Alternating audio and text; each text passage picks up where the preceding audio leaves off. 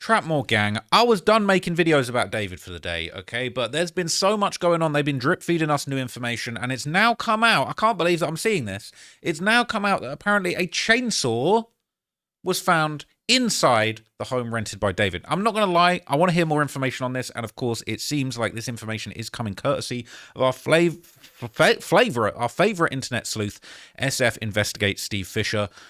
Now, I'm not going to lie. I don't think you need a chainsaw inside your home. Maybe outside your home, maybe in the garden shed. But a Hollywood Hills home without too much of a yard as far as I'm concerned, I don't know if you need to be having a chainsaw in there. But let's find out what's going on with this, because this is just sounding like more absolute insanity. Police popped the trunk of a Tesla that was found abandoned in the Hollywood Hills and discovered the dismembered body of teenage runaway Celeste Rivas Hernandez. There has been a ton of speculation. There has been a ton of suspicion. And all of it has centered around the singer named David. It's pronounced David, but it's spelled with a 4. You can see right down there on your screen. The Tesla was his, and Celeste was his underage girlfriend, and he has not been seen in public since his world tour. It was a... Now, what I think is interesting about this, a lot of people, including myself, I'm very careful about how I speak about this situation. I don't want to get in trouble. I don't want to get sued, but also you got to keep it real at a certain point, right? And I've been very careful to always, you know, as much as possible, kind of not give David bail, because that's not what we're trying to do over here, but you know, be careful with my words, but they're saying it was his teenage girlfriend. They're saying, look, that's, bro, News Nation are deeming it appropriate to be able to say that was his underage girlfriend. Like, that's, yeah, bro. Abruptly scrapped. He hasn't said a word in public about any of this. And now comes a new bombshell report from TMZ that David will likely face charges early in the new year. They and also us, we have reported on a grand jury that's secretly been happening. There's been these hearings with evidence. They've been going on for weeks. And TMZ she's a problem. Says the prosecutor in charge believes that David did have a hand in his girlfriend's death. This has been ongoing, and there's been so many different moving pieces to all of it. I'm joined once again by veteran private investigator Steve Fisher, who has been on this story really since almost the very beginning, uncovered a ton of leads, clues, evidence, been in Los Angeles, breaking new developments all along. So, Steve, it's good to see you tonight. You were hired by the owner of the home that David was renting, and you actually went inside the home. What sort of was there any potential evidence? Did you see anything that really stood out to you? Yeah, well, so we announced previously that we found a burn cage incinerator there for one. And another thing I can tell you tonight is that along with that, we found a chainsaw. So one thing a lot of people have called Steve out for, and I'm not going to lie, it is a little bit frustrating because clearly he's able to talk about these things. Clearly, you know, he was on Twitter talking about, oh, I can't talk about the case anymore, you know, grand jury, I've got to take a vow of silence, I can't let everybody know what's going on. Next minute you're hearing, okay, maybe I'm going to drip feed a little bit, maybe I can say that there was a burn cage. Now he's saying there's a chainsaw, like, why not tell us that previously? You know, some people have said that he's kind of serializing the information that he's putting out there. Now, to be fair, okay, I've made a lot of videos about this situation, but like as soon as something happens, I just jump on it and let you guys know because I'm a broadcaster. That's what I do. Okay, I'm a broadcaster. I'm trying to keep this story in the public eye, in people's minds, in people's mouths, because I feel like it's important. We want to have justice for Celeste, and we don't want people to just forget about this case. But at the same time, I'm just like, I'm getting information, I'm giving it to you guys as soon as I've got it, okay? I'm not sleuthing around the property with information. I'm like, yo, I'm going to release this on the 29th, and then we going to go. I don't know. Like, it is a little bit crazy, but maybe there's a reason that Steve feels like he can say this now. Maybe there's a reason. Maybe this came up in the grand jury, and it's like he's now in a position that he can talk about this. I don't fully know, but I would really like to know, like, what else he knows at this stage. Like, can you just tell us everything you know, Steve? Like, if you watch this, Steve, can you just let us know everything you know and just put it to bed? Found a chainsaw. Along with that, we found a chainsaw, brand new. It was with the incinerator.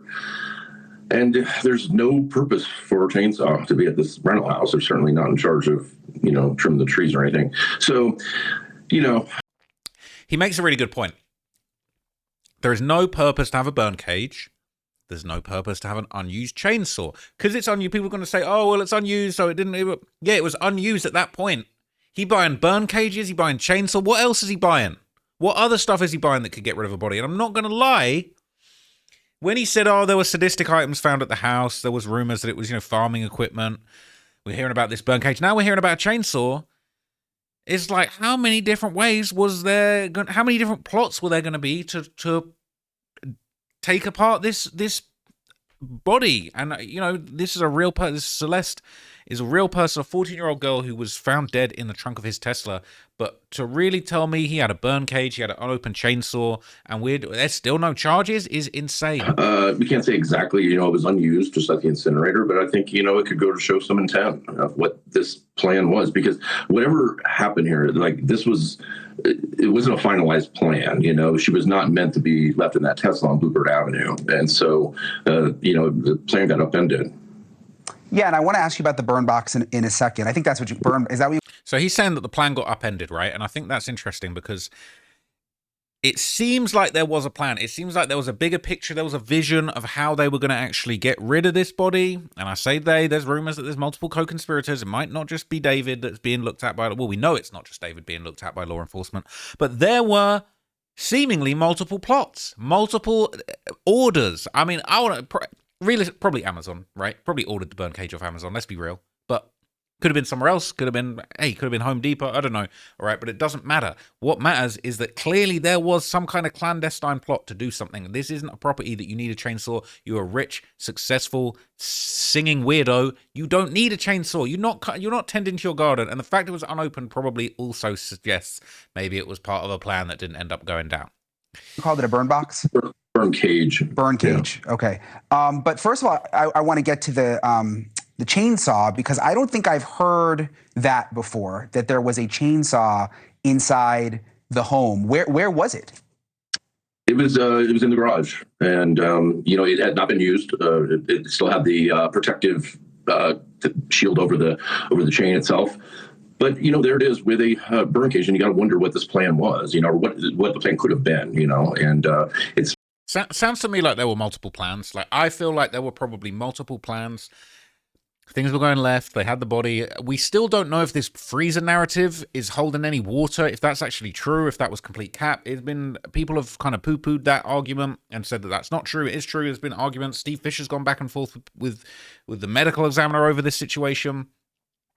But chainsaw in a garage, it's like everything's all about context. Chainsaw in the garage in its packaging doesn't necessarily mean anything. Oh, that doesn't mean that's not proof of a murder. Sure. But at the same time, let's look at the context. You got burn cage, you got chainsaw. It's all well and good saying, oh, these were music video props. But bro, why are you storing the music video props in your house? None of it makes sense. It's troubling, because there's really just like the burn cage, there's no purpose for that house, So the chainsaw, he was renting the house, correct? Because it's the owner who hired you? Yeah, actually he wasn't. It was Josh Marshall, his manager. The owner, one of the reasons I got hired is because the owner was trying to figure this out. He didn't know who David was. He'd never heard of David before. He thought Josh Marshall was living in the house with his family. See, now that's a crazy one too, right? And that's where I feel like we're going to be getting people in a lot of trouble. There's a reason why you're not supposed to rent a house in somebody else's name and you be living there doing crazy shit. There's a reason for that. There's a reason things are supposed to be in your name. There's a reason they want to see your ID when you rent a property. They want to know that you're not having missing minors in the crib. They want to know that you're not wrecking the place. They want to know that you're not buying burn cages and about to burn the remains of a minor in the crib. This isn't a joke. There's a reason for that. And when Josh Marshall or our boy Robert Morgenroth, right, the people from the label, people from the tour management organization, all of that stuff, okay, you all have to answer for this because you vouch for this guy. If you put someone's name, if you put your name on a property and you're letting someone else in there, you're actually taking responsibility. You are actually taking responsibility for what's going down in that property. And a lot of people are going to have a lot to answer for. And did the owner confirm that the chainsaw was not his? Yes, it's definitely not the owners. Yeah. I'm just thinking, I've rented a lot of houses, why you would have a chainsaw in the middle of LA when you're renting a house. I'm just trying to think of like a reason for that. It seems kind of strange. Yeah, it is strange because, first of all, to use a chainsaw takes a little bit of training, not to hurt yourself. And listen, they're not responsible for any of that, taking care of the, outside the property or anything. So what is the purpose? And then when you couple it with not just the incinerator, but now a deceased, 14-year-old in a Tesla that's been parked at that property, it becomes really troubling. And, hopefully there's going to be some justice here soon. It's been going on a long time. Yeah, it seems like it's really dragged on. In terms of the burn cage, I'm not really familiar with that. What is it? Describe to me, what is a burn cage? So it's literally it's a steel cage that it can withstand temperatures up to 1,600 degrees, and they're used a lot on like farms to incinerate everything from trash to animals, and to break everything down. And it actually, the advertising on it is, if you go to your YouTube page, it says, burns at 1600 degrees. Well, when human cremations are done at 1400 degrees. So this has the ability to literally cremate a person if you wanted to. And I'm surprised he's not pulled up a picture of the chainsaw in its box. We did get this very kind of, ominous picture of the burn cage. But it just makes you wonder what the plan was. And I feel like more and more information is going to come out. I actually think that Steve Fisher is possibly getting more and more loose with the information he's putting out there, perhaps because he knows that an arrest is coming, perhaps that he knows the grand jury is making progress in this situation. And look, we touched on in a previous video how these grand juries work. I'm not 100% sure, but I don't know if there comes a point where they can say, well, look, we can wrap this up early. We've seen enough. Or whether they're going to actually really go until February. There's going to be more and more to get through. They might have the entire Discord log from David's Discord. They might have all the messages that Celeste and David ever sent to each other. They might have their entire personal message history in totality. And I don't know if the grand jury has to look at all of that in order to make their decision. If they do, it still might be a long time. And a lot of things can happen in between now and then. I do think if David tried to flee the country, maybe they would rush the charges. Or maybe he would get away. I don't know. Rumor has it that Lil Durk was trying to flee the country when he caught his murder for hire charges. So, yeah, this is very messed up, man. I will be keeping you guys updated. As I said, I do actually have a pretty bad headache right now, but I see this news. Somebody sent to me, so they said, yo, they're saying the chainsaw was found in the home. I was like, oh my gosh, I need to go and react to this and break this down for everybody and just let people know what's going on with this situation. So let me know what you thought of that one, man. I'll be back tomorrow with some more breakdowns. I'm actually up to date on all the David content. Okay, I had planned to do a deep dive into the prosecutor that's working on the case. I've done that, caught up with a chainsaw. So if there's anything new that happens tomorrow, by the time I wake up, I will cover it tomorrow. Otherwise, I've got like 4 completely unrelated topics. I know we got David back to back to back, but I swear every time I sit at the computer, there's someone sending me something new about this situation, okay? And I know that you guys trust me to break this stuff down, and I'm grateful for that. So I'll catch you guys in the next video. Thank you for watching this breakdown. And until next time, appreciate it. It's me.